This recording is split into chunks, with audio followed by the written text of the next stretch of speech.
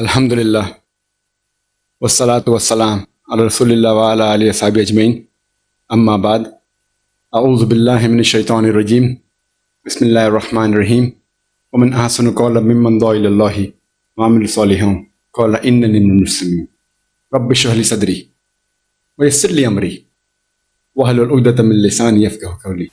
আপনাদের স্বাগত জানাচ্ছি ইসলামিক সম্ভাষণে। আসসালামু আলাইকুম ওয়া রাহমাতুল্লাহি ওয়া বারাকাতুহু। আল্লাহর দয়া, শান্তি ও রহমত আপনাদের সবার উপর বর্ষিত হোক। আপনারা ইসলাম ও কম্পারেটিভ রিলিজিয়নের উপর কোনো কিছু জানতে চাইলে প্রশ্ন করতে পারেন। হ্যাঁ ভাই। হ্যালো স্যার, আমার প্রশ্নটা হচ্ছে, এমন কোনো মুসলিম কি আছে যারা বিশ্বাস করে যে কোরআন আর বাইবেল এই দুইটাই হচ্ছে আল্লাহ তাআলার বাণী?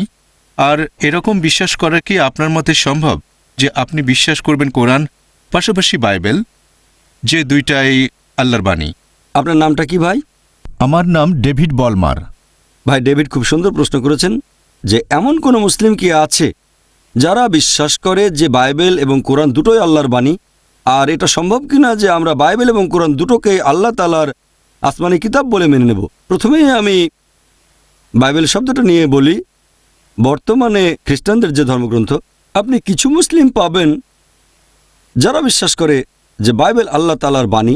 তবে কোরআনের কথা যদি বলেন, আর সেই সব মুসলিমদের কথা যদি বলেন যারা আসলেই জানে কোরআন ও ইসলামিক শরিয়া সম্পর্কে, পবিত্র কোরআন বলছে যে আমরা বিশ্বাস করব ইনজিলে, যে ওহী নাজিল হয়েছিল যীশু খ্রিস্ট বা ঈসা আলাইহিস সালামের উপর। যে মুসলিম ইসলামিক শরিয়া সম্পর্কে জ্ঞান রাখে সে নিশ্চিতভাবে জানে যে ইনজিল হচ্ছে সেই কিতাব যেটা ঈসা আলাইহিস সালামের উপর নাজিল হয়েছিল। আমরা অবশ্যই সেই আসমানি কিতাবে বিশ্বাস করব। আর ইসলাম হচ্ছে একমাত্র অখ্রিস্টান ধর্ম যেখানে ধর্মবিশ্বাসের একটা ভিত্তি হচ্ছে যীশুখ্রিস্টকে নবী বলে বিশ্বাস করা। সে মুসলিম আসলে মুসলিম নয় যে যীশুখ্রিস্টকে নবী ও রাসূল বলে মানে না। আমরা মানি যে তিনি আল্লাহ প্রেরিত একজন নবী ও রাসূল। বিশ্বাস করি যে তিনি হলেন মসীহ, অনুবাদ করলে খ্রিস্ট। বিশ্বাস করি যে তিনি অলৌকিকভাবে জন্মেছিলেন কোনো পুরুষের হস্তক্ষেপ ছাড়াই, যেটা বর্তমানের অনেক আধুনিক খ্রিস্টানই বিশ্বাস করে না।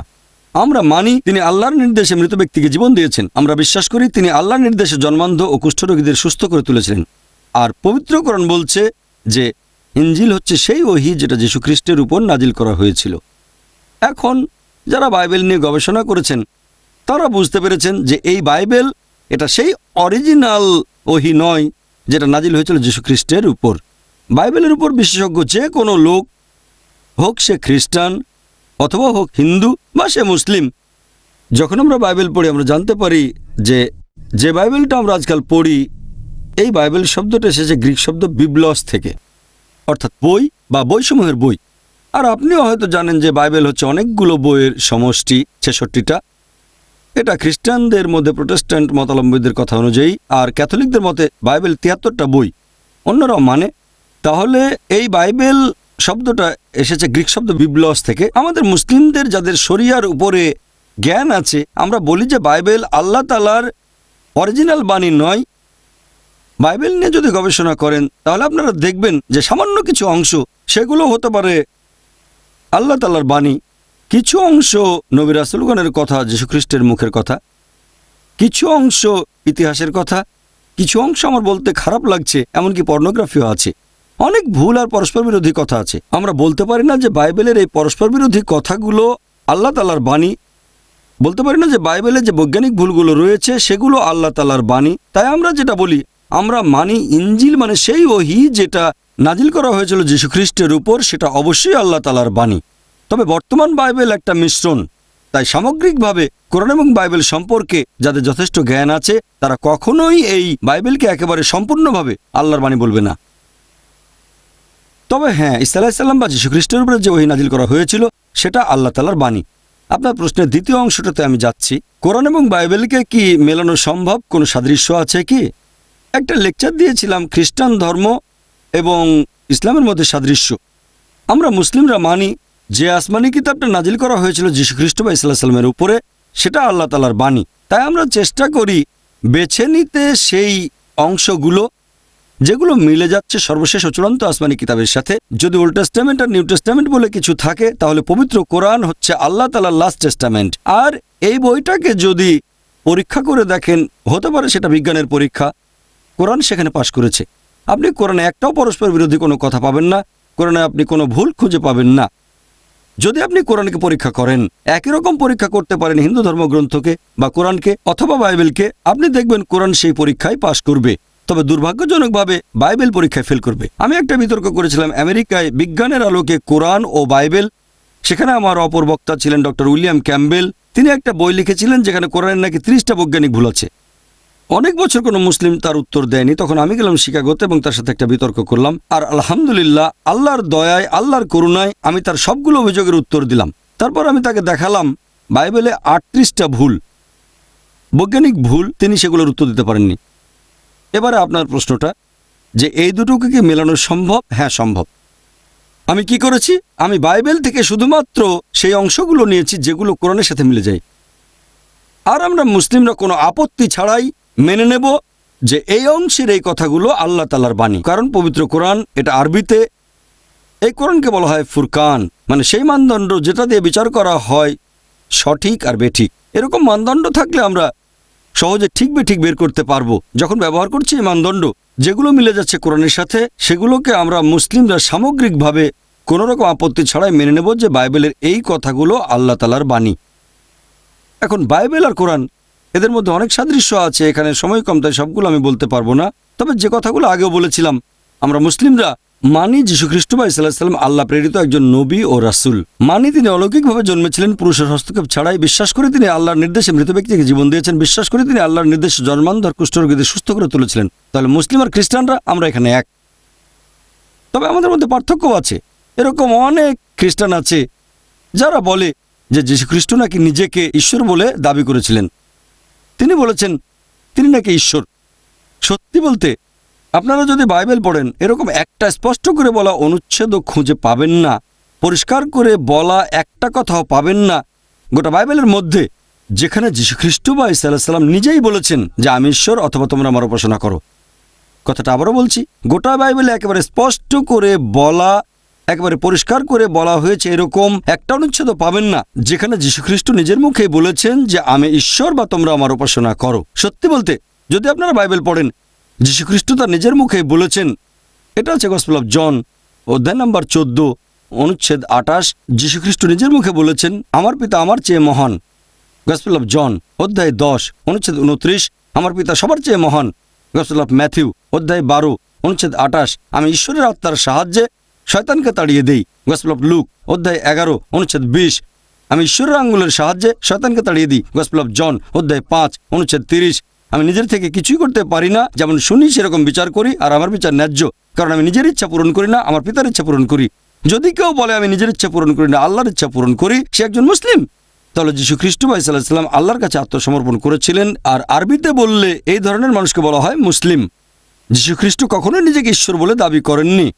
এটা পরিষ্কার বলা হয়েছে বুক অফ অ্যাক্টসে অধ্যায় নম্বর 2 অনুচ্ছেদ 22, হে ইসরায়েলবাসী, মন দিয়ে শোনো, নাজারেত শহরের যিশু ঈশ্বর কর্তৃক মনোনীত একজন মানুষ তোমাদের মধ্য থেকে। ঈশ্বর তাকে দিয়ে অনেক অলৌকিক কাজ করিয়ে দেখাবেন আর তোমরা তার সাক্ষী থাকবে। ঈশ্বর কর্তৃক মনোনীত একজন মানুষ তোমাদের মধ্য থেকে, সে অনেক অলৌকিক কাজ করে দেখাবে, ঈশ্বর তাকে দিয়ে করাবেন আর তোমরা তার সাক্ষী থাকবে। তাহলে তিনি ছিলেন একজন মানুষ, তবে সেই মানুষকে আল্লাহ তাআলা পাঠিয়েছেন রাসূল হিসেবে মানবজাতির জন্য।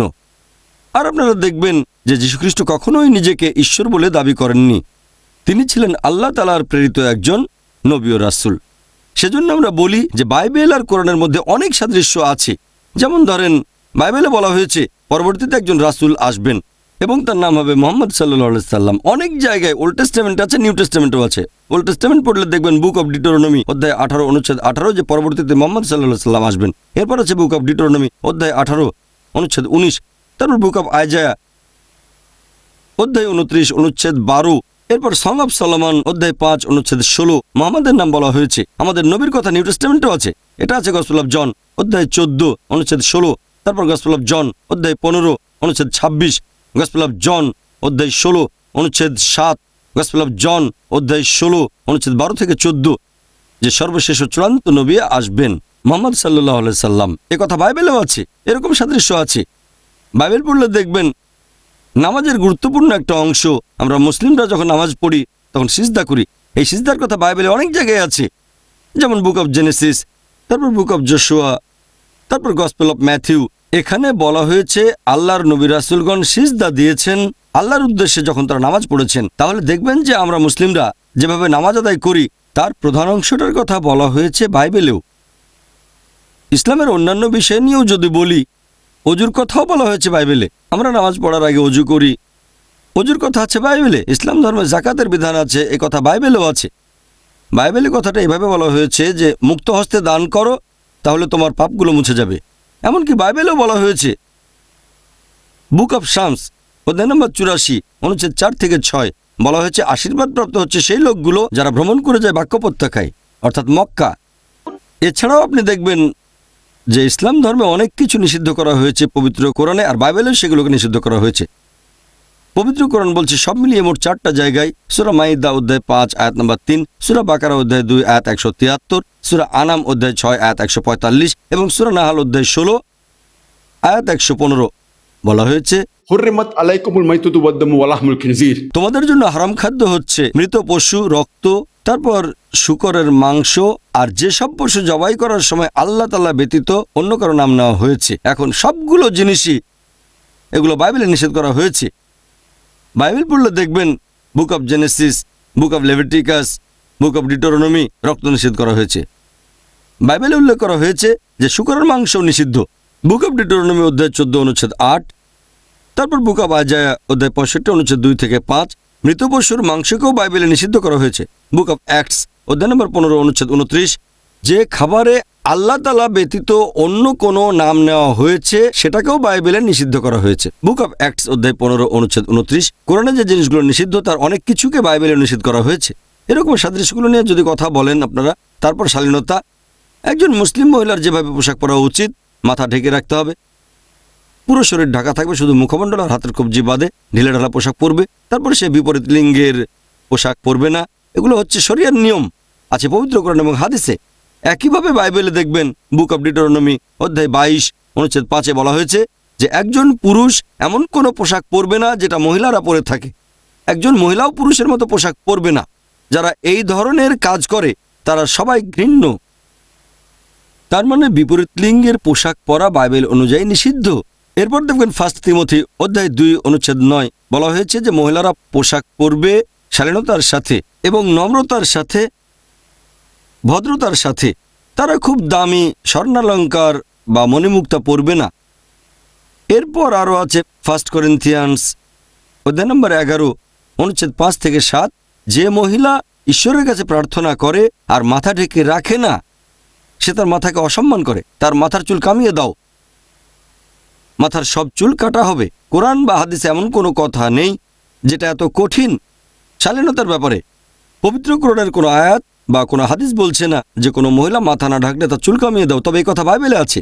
শালীনতার ব্যাপারে আরেকটা কথা, যদি আপনারা মামেরই কোনো ফটোগ্রাফ দেখেন, আল্লাহ তার উপর সন্তুষ্ট হন। তিনি যেভাবে পোশাক পরেছেন মুসলিম মহিলারা ঠিক সেভাবেই পোশাক পরে, পুরো শরীর ঢাকা থাকবে, শুধু মুখমণ্ডল আর হাতের কবজি বাদে। যদি নানদেরকে দেখেন এভাবে আপনারা দেখবেন যে এরকম অনেক সাদৃশ্য আছে খ্রিস্টানদের বাইবেল আর আমাদের কোরআনের মধ্যে।